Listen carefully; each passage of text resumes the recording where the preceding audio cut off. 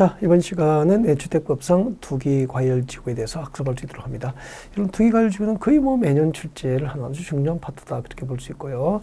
자, 투기 억제를 목적으로 투기과열을 막기 위해서 지정한 거 맞습니다. 투기과열지구. 근데, 한마디로 명쾌하게 정리하면은 투기과열지구가 뭐죠? 네, 전매제한이죠. 전매제한. 전매, 분양권이나 아파트 입주권, 그리고 뭐 주택 등에 대한 전매를 제한할 목적으로 이를 통해서 이제 주택 가격 안정, 투기적인 거래를 건전하기 위해서 투기과열제도가 도입된 겁니다. 자, 누가 지정할까요? 자, 지정 과정부터 같이 봅니다. 이런 자료 보십시오. 국토교통부 장관 또는 시도지사죠. 네, 시장, 군수, 구청장은 지정권자에 해당되지 않죠. 자, 국토교통부 장관 또는 시도지사 미칠 거고요. 자, 이들은 주택 가격의 안정을 위해서 필요하면은 주거정책심의위원회 심의를 거쳐서 투기과열지구를 지정하거나 또 지정된 것을 해제할 수 있게 됩니다. 그래서 투기과열지구 지정권자는 국토교통부 장관 또는 시도지사가 됩니다. 지정 절차죠. 국토교통부 장관이 투기과열지구를 지정하거나 해제를 할 때는 미칠 것이죠. 시도지사 미칠 것이고 의견 동그라미 시도지사의 의견을 드려야 되고요. 그 다음에 그 밑에 줄에 시도지사 미칠 것이죠. 시도지사가 투기과열지구를 지정을 하거나 해제를 할 경우에는 미칠 것이죠. 국토교통부 장관과 협의해야 됩니다. 네, 국토교통부 장관이 지정할 때는 시도지사의 의견을 드려야 되고 시도지사가 지정할 때는 국토교통부 장관과 지정을 사전에 협의해야 되고 이렇게 정리를 하셔야 되죠. 그리고 재검토 보십시오. 투기과열지구는 한 번 지정되면 영원한 게 아니죠. 1년마다 주거정책심의위원회 회의를 소집해서 투기과열지구로 지정된 지역별로 해당 지역의 주택가격 안정과 여건 변화 등을 고려해서 투기과열지구의 계속 지정 여부에 대한 재검토를 하게 됩니다. 여러분, 투기과열지구 지정되면 계속 지정 여부에 대한 재검토를 몇 년마다 해야 되죠? 1년마다 국토교통부에서 계속 지정 여부에 대한 재검토를 하도록 규정하고 있습니다. 그리고 이제 투기과열지구 지정되면은 자, 같이 보죠. 통보 같이 봅니다. 투기과열지구 지정 해제를 요청받은 국토교통부 장관 시도지사는 그 요청을 받은 후부터 40일 이내에 주겠습니다. 40일 내에 주거정책심의위원회 심의를 거쳐서 투기과열지구 지정 해제 여부를 결정하고 관할 지방자치단체장에게 심의 결과를 통보를 해야 됩니다. 아까 투기과열지구의 지정 목적이 뭐죠? 가장 직접적인 목적은 전매 제한을 통해서 투기를 억제하고 주택 공급 질서를 이제 규제할 목적으로 투기과열지구가 도입됐습니다. 그렇게 했어요. 그래서 투기과열지구 지정되면 다음에 대상들은 전매 제한을 받게 됩니다. 자, 투기과열지구에서 전매 제한 대상이죠. 먼저 1번 투기과열지구에서 건설 공급되는 주택의 입주자로 선정된 지위는 전매 제한을 받게 됩니다. 투기과열지구에서 건설 공급하는 주택의 입주자로 선정된 지위는 전매 제한을 받게 되고요. 그 다음에 2번에 분양가 상한제 적용 주택과 그 입주자로 선정된 지위도 전매 제한 대상이 되죠.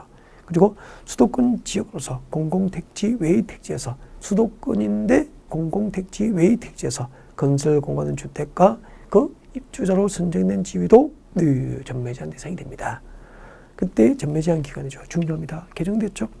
자, 투기과열지구에서 건설 공급되는 주택의 입주자로 선정된 지위는 지금도 미칠 것입니다.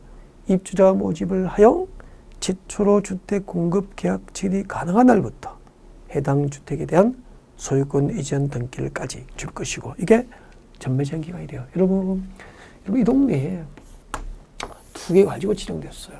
이 동네에 투기과열지구가 지정됐다고. 이 투기과열지구에서 이제 아파트를 건설해서 공급을 하면은 이제 이 투기과열지구에서 건설 공급되는 이 주택의 입주권은 전매 제한을 받게 되잖아요. 언제부터 언제까지 전매 제한을 받느냐면은 언제부터 가서 청약 계약하죠. 투기과열지구에서 주택을 건설해서 공급하면은 최초로 이 주택에 대해서 최초로 주택 공급 계약 체결 가능할 날짜가 있겠죠. 가능일. 이 최초로 주택 공급 계약 체결이 가능한 날부터 그 가능일부터 가서 계약서를 쓰면은 그때부터 입주권은 전매 제한을 받는 거예요. 최초로 주택 공급 계약 체결이 가능한 날부터 최초로 주택 공급 계약 체결이 가능한 날부터 아파트 다 지었어요. 다 지어서 잔금을 바치면은 입주 예정지역의 소유권을 이전해 줍니다. 그럼 이제 소유권 보존 등기를 해야 되잖아요. 그 소유권 이전 등기를까지 해요. 소유권 이전 등기, 소유권 이전 등기일까지 네, 아파트 입주권을 전매할 수 없죠. 그래서 이제 최초로 주택 공급 계약 체결이 가능한 날부터 해서 계약서를 써야 되잖아요. 그럼 계약금 내야죠.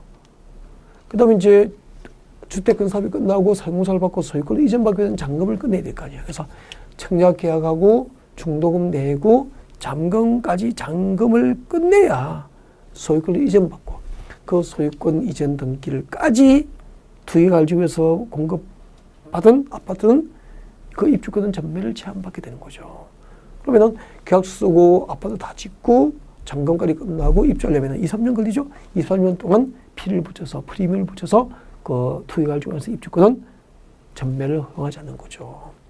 최초로 주택 공급 계약 체결이 가능한 날부터 소유권 이전 등기일까지가 전매 제한 기간인데 이 기간이 5년을 초과할 수는 없어요. 5년을 초과한 경우에는 그 전매 제한 기간은 5년으로 한다라고 해서 최대 5년을 초과할 수는 없다고 그렇게 규정하고 있죠. 근데 너무 중요합니다. 이 투기가지고에서 이 기간 동안 투기가지고에서 주택의 입주자로 선정된 지위는 전매를 못하는 게 원칙이지만 예외적으로 사유가 정당하거나 불가피한 경우에는 전매가 허용됩니다. 그래서 전매 허용 너무 중요해요. 투기가지구로 지정된 지역에서 전매가 허용되는 경우입니다. 1번 세대원이 근무 또는 생업상 사정, 질병 치료, 취약, 결혼 등으로 인하여 세대원 전원이 다른 광역시, 특별자치시, 특별자치도, 시 또는 군으로 이전한 경우에는 전매가 허용됩니다. 단 근무, 생업상 사정, 질병, 취약, 결혼 등을 원인으로 다른 시군으로 이전하더라도 수도권으로 이전하는 경우에는 전매를 허용하지 않습니다. 조심해야 되죠.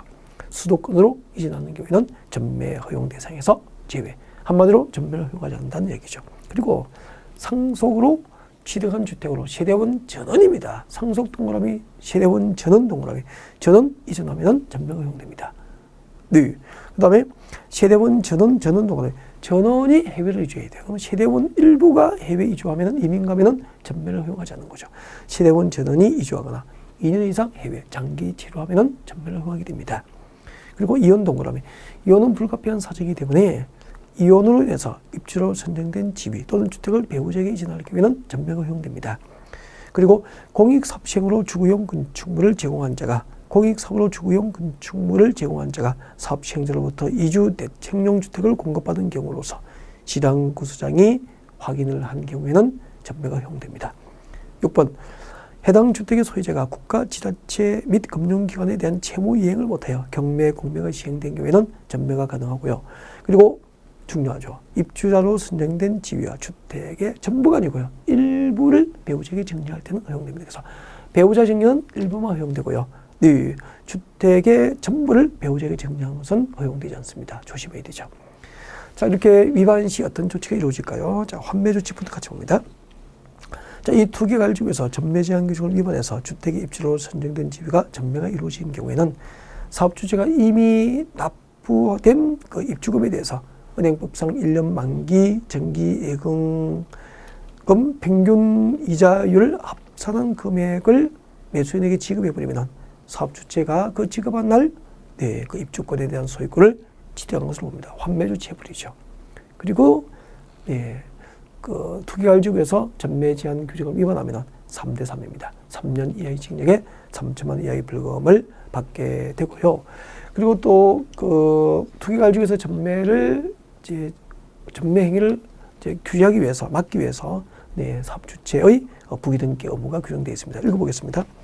자, 주택법상 사업주체가 전매 제한 대상에 해당하는 주택을 공급할 때는 그 주택 소유권을 제3자에게 이전할 수 없음을 소유권 등기에다가 의무적으로 부기등기를 하게 됩니다.